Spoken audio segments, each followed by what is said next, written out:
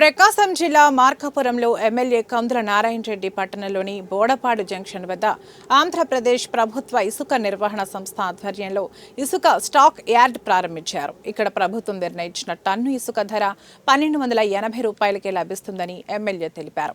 ఈ కార్యక్రమంలో సంబంధిత శాఖ అధికారులు, తెలుగుదేశం నాయకులు పాల్గొన్నారు.